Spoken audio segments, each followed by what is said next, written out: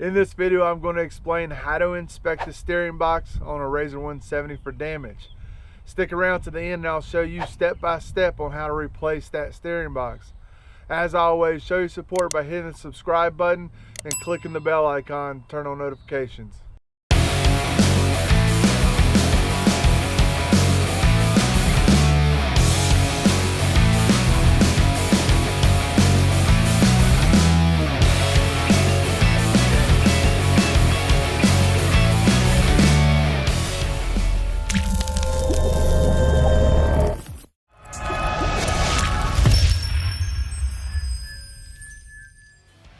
First, looking for damage.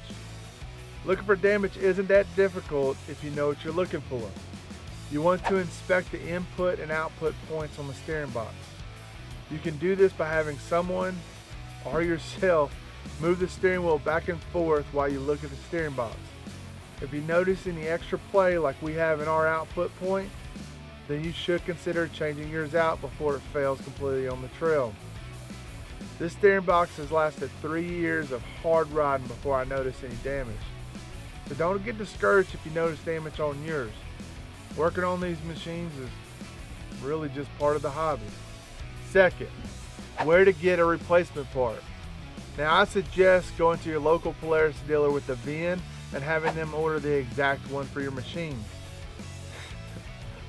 But if you're like me and would rather try to find a cheaper deal online, here's some things you better look out for.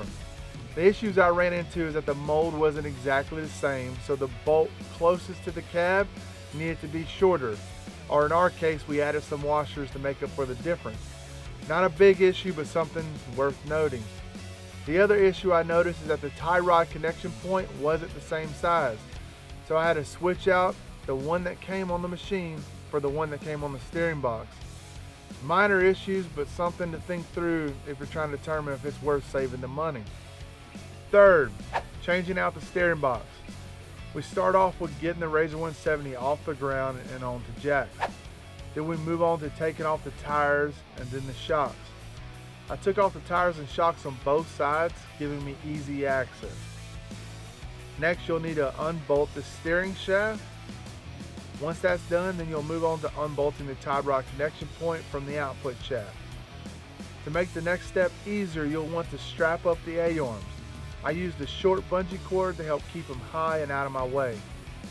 From there, you'll use a flat bar to pop off the tie rod connection point by prying it off on both sides. The next step is unbolting the steering box. Now you got to be careful because you don't want to strip the bolt heads. Once it's unbolted, then you'll lift the steering box up, pulling it towards the passenger side of the machine. This should allow it to easily come out.